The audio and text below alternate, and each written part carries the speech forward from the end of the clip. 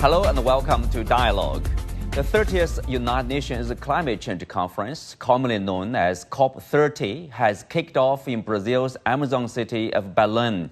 The UN has warned that the world has failed to meet the goal set in the 2015 Paris Agreement, limiting global temperature rise to 1.5 degrees Celsius above pre-industrial levels, and is now calling for immediate action. In September, Chinese President Xi Jinping announced China's 2035 climate pledges to further strengthen the country's climate response. So will COP30 achieve substantial results? Is it still possible to keep global warming below 1.5 degrees Celsius by the end of the century? And what does China's commitment to a green transition mean for the world? And can the Paris Agreement remain strong despite U.S. withdrawal? Join us for our discussion today from Beijing. I'm Wu Changhua.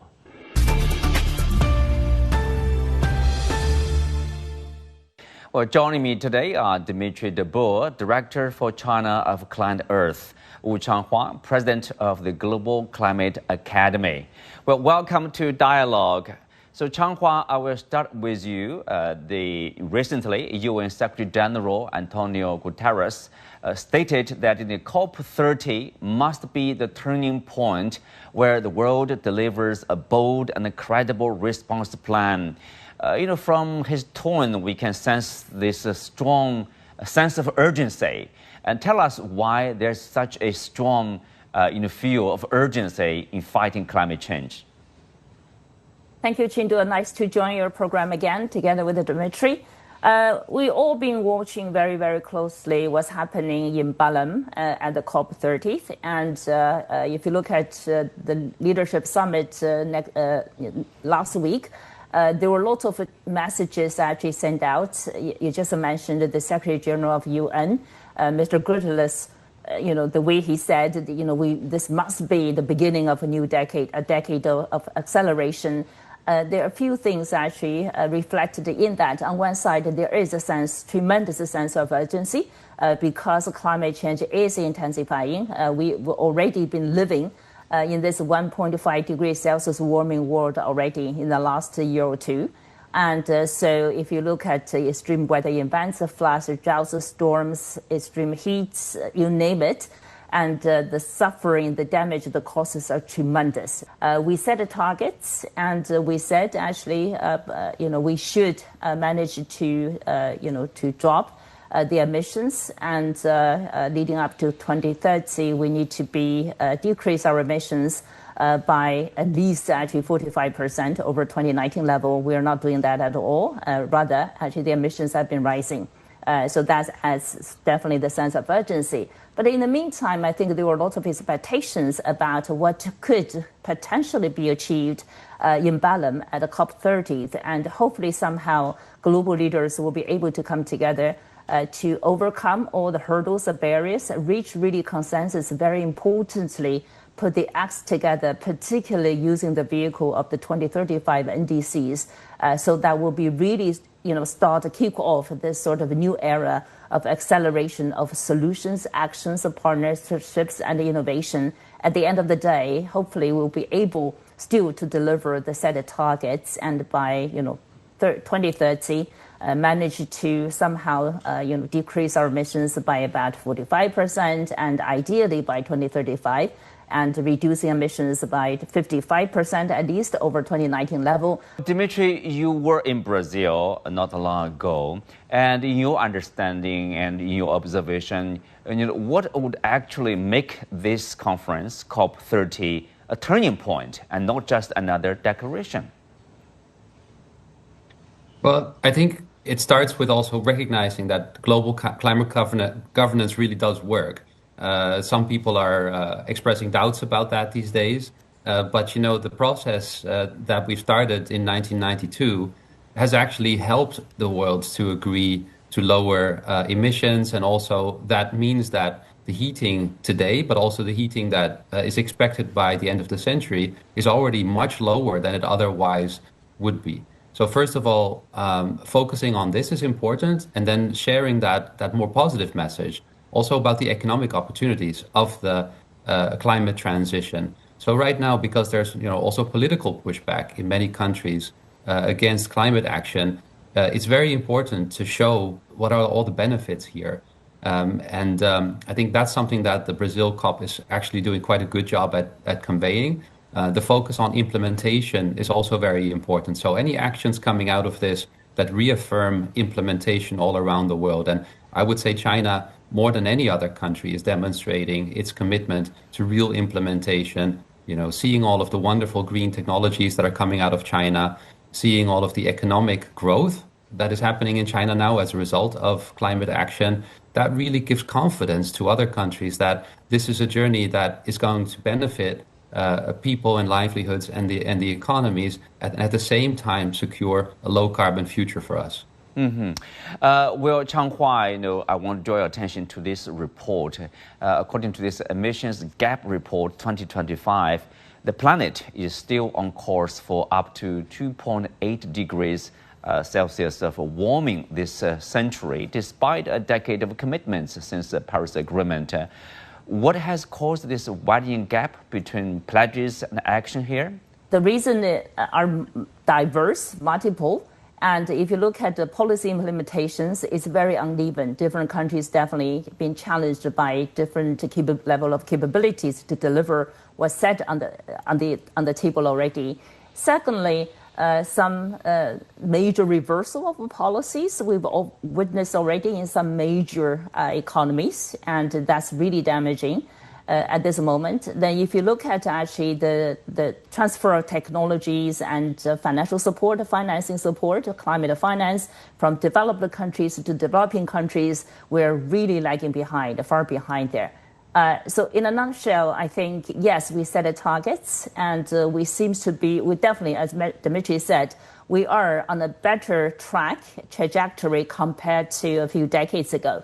And literally, if you look at it back in the 2010, 2000s, that we were literally on the track towards the 4 to 6 degrees Celsius warming. And today, as the UNEP report said, now we are on this 2.8 degrees sort of warming trajectory. But don't forget the commitment, and we said already, hopefully by the end of the century, we'll be somehow managed to control the warming below 2 degrees, ideally below 1.5 degrees Celsius there. So we're not there yet. But in the meantime, I think particularly reflected in Belém in Brazil, and countries like China and many European countries have continued their endeavors actually to deliver clean energy transition, to invest in clean energy, clean infrastructure. Of course, there's still lots of financial capital flowing to poor countries, including EU, like China. China has been advancing the South-South climate collaboration with the many poor developing countries there. So there are many signs of hope.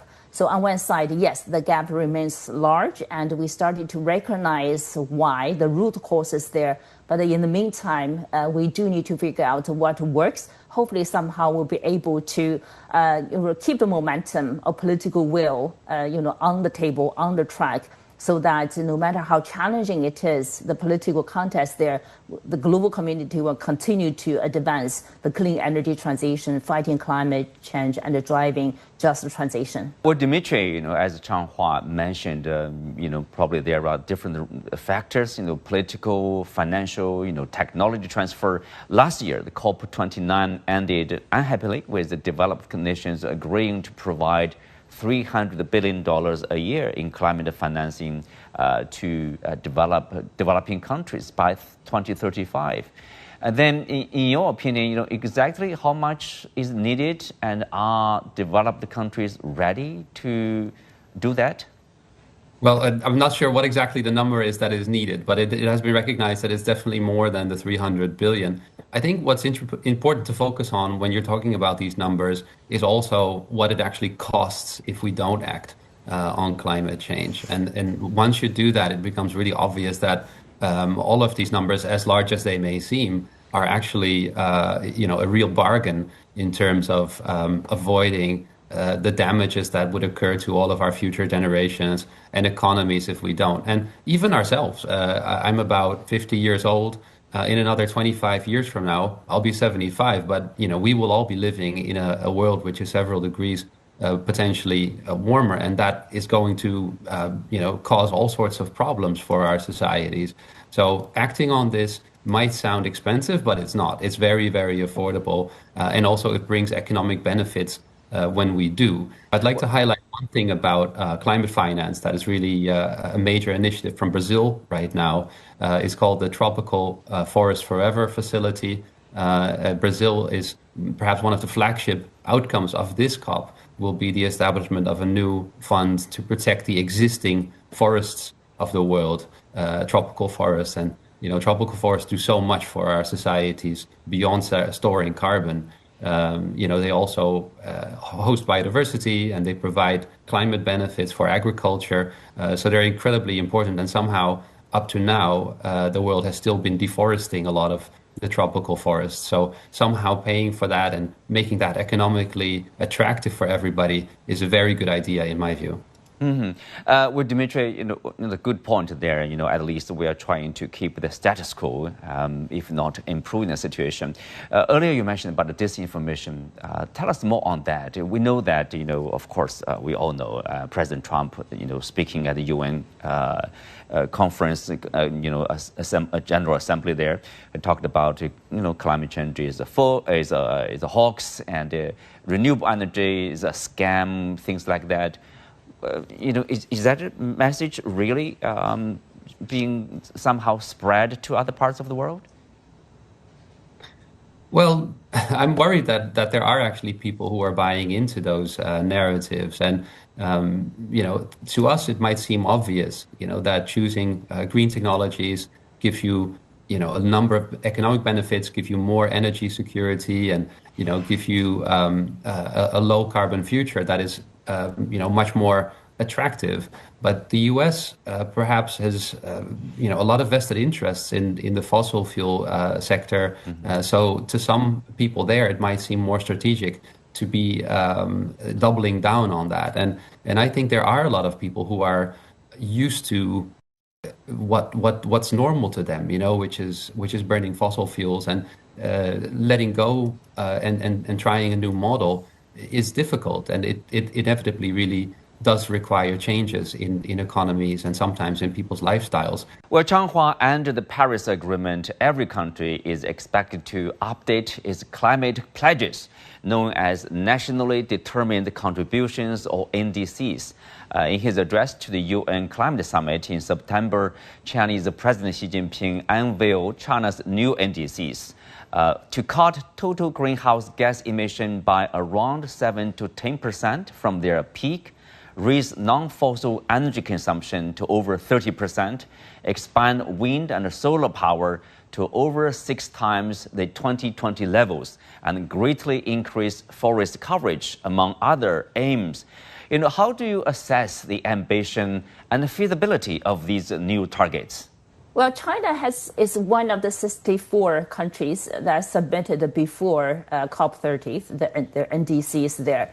And China's NDC definitely has unfolded some clarity and also certainty in terms of what China plans to do. So as you mentioned, the few numbers there, so that's the quantitative targets Chinese government has made to the 2035 sort of timeline there. As this commitment into the Paris Agreement there. I think, if you look at the details there, it's not just a few numbers out there, but rather it is a fully well thought through implementation plan, and it's structured in a way that it's about system change, it's about energy transformation. So yes, we do need to mitigate climate, emissions as much as possible, as quickly as possible.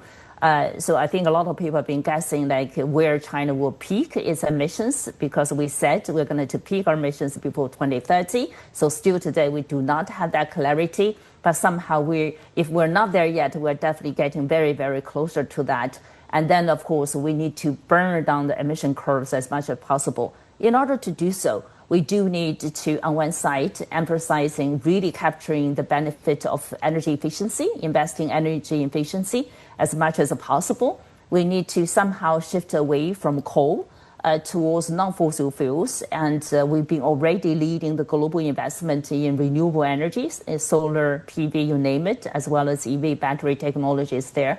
But in the meantime, we do need to specifically address coal issues there, right? And so we're still not yet. I still call that as a curse, somehow fossil fuel curse. We need to decode as much as possible. But somehow through the 2035 NDCs, now we have more clarity and we have the pathway. And so we know China will definitely continue its endeavor to deliver that. But as I said, also, besides the mitigation, because we are living in a world of climate change already, and so we need to somehow to act also invest in adaptation. So that's a major step forward. And for the first time, Chinese government put really the adaptation actions to the high up the agenda of the NDC. So that would invest heavily actually in early warning, resilience, cities, rural areas, ecosystem, economic sectors, you name it. So it's really complete a whole, NDCs that not only address mitigation but also adaptation, and very importantly, it set very clarity on means of implementation, and so that is a wholly integrated sort of NDC that's convincing, that's clear, and that says also the clarity for not only domestically but also for international community that China continues to be determined to bend down the emission curves and to continue to fight climate change and demonstrating its leadership and supporting for other developing countries. Mm-hmm. Well, Dimitri, by the end of September, only about 60 countries had submitted or announced their new NDCs for 2035, far fewer than expected. Does this slow pace reflect negotiation fatigue, or does it suggest a deeper problem in global climate governance? Well, I think the US pulling out earlier this year probably did affect the timeline for some countries to develop their NDCs. So the fact that China and the UN Secretary General Guterres and also President Lula and Ursula von der Leyen of the EU earlier this year came together in April in a virtual summit and made a very clear commitment to continue the climate transition. I think that was a very important moment in my view, where the rest of the world basically said, no, we're going to continue with climate action no matter what the US does. But that did cause some delays. I think looking at the other countries and their NDCs, progress is being made, and it's always better late than never. Let's be clear. Every, let's say, 0.1 degree of warming that we can avoid is going to make a tremendous difference economically, and we're talking trillions of dollars for future generations. So it really matters. So assessing all countries' national determined contributions and focusing on the actual implementation of those commitments is really important. I would say the key now, China clearly is always the biggest factor here. And so China's commitment and leadership matters extremely much for the whole world. And I think many other countries and business leaders, will be looking at that and based on that, we'll be assessing their choices today. Are they going to invest in the low carbon future now? And the answer should be yes. Mm-hmm. Wu Changhua, if you take a closer look at the U.S. Withdrawal and its impact from the Paris Agreement, according to this emissions gap report 2025, it warned that the U.S. planned withdrawal from Paris Agreement will erase roughly 0.1 degree Celsius of progress. What does it mean? Of course, the U.S. is one of the biggest emitters.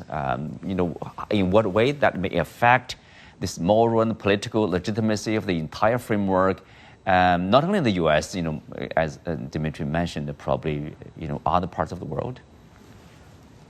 Well, 0.1 degrees sounds a little small, but in reality, when you put in the backdrop of intensifying climate crisis, every fraction of a degree of temperature rise actually is very significant.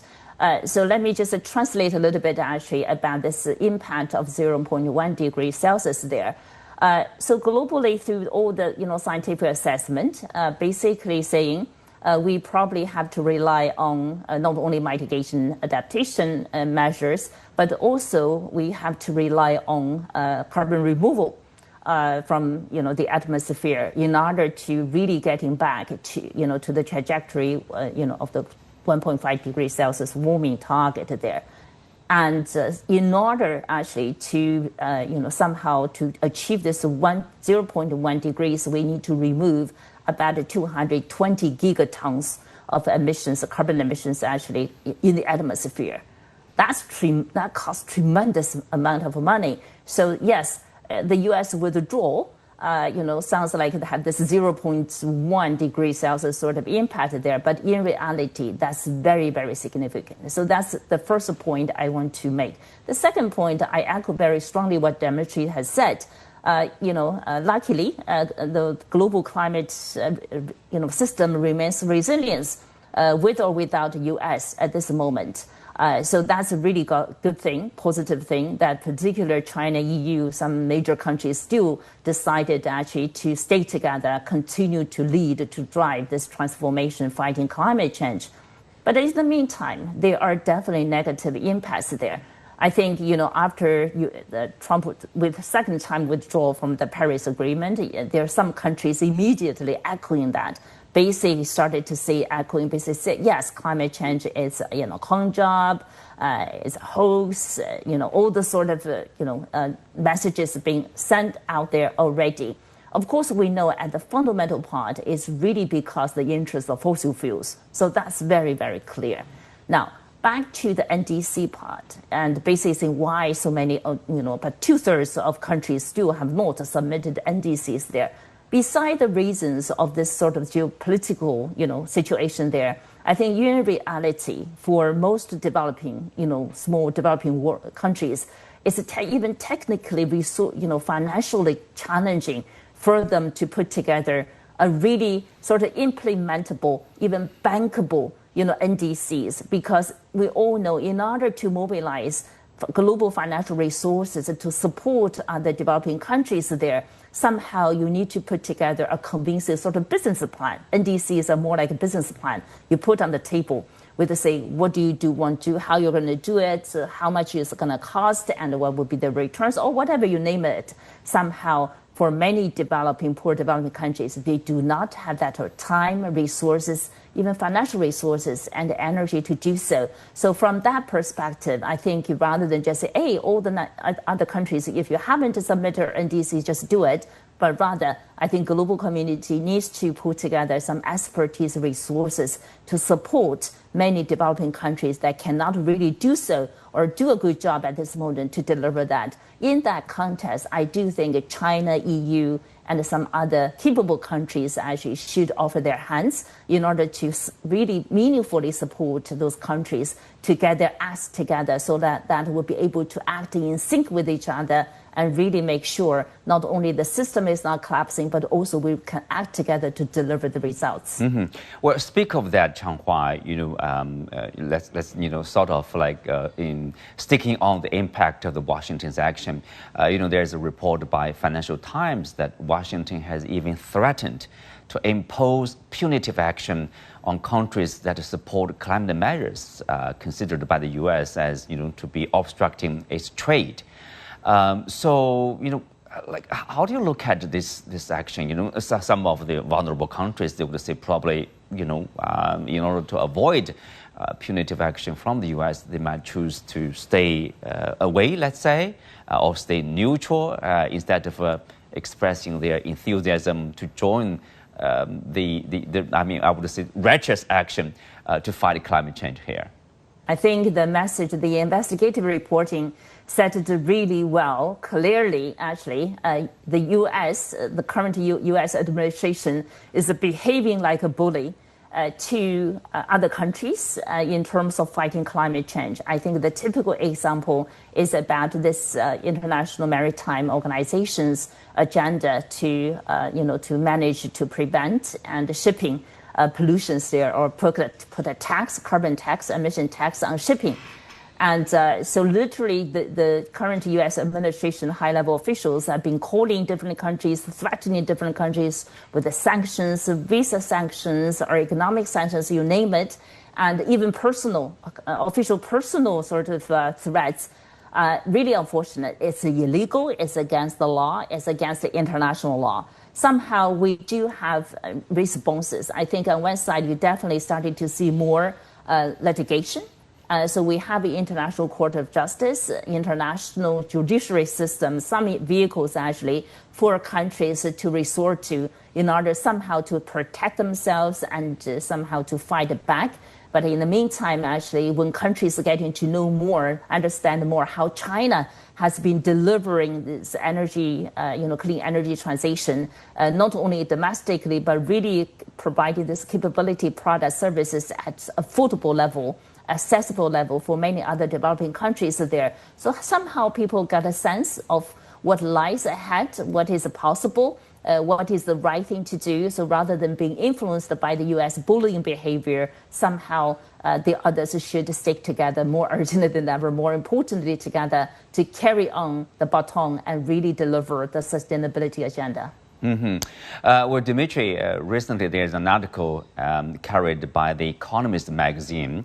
It cites China's massive growth in green energies.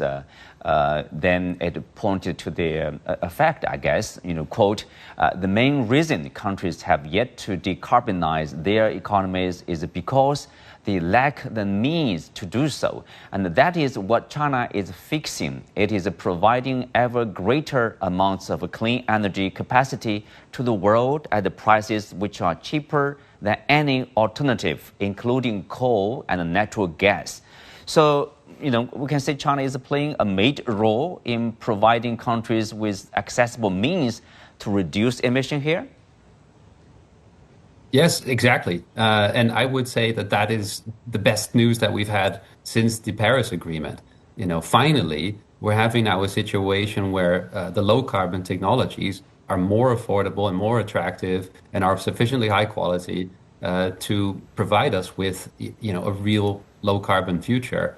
And that means a lot. There's a lot of benefits here. Many regions in the world that have yet to electrify can go straight to renewable energy. It's not the more expensive option. It's now the cheaper and more attractive option. It means you're not reliant on any other country or company to supply you with fossil fuel energy, which are going to cost you every year. And if they don't supply it, the lights go out.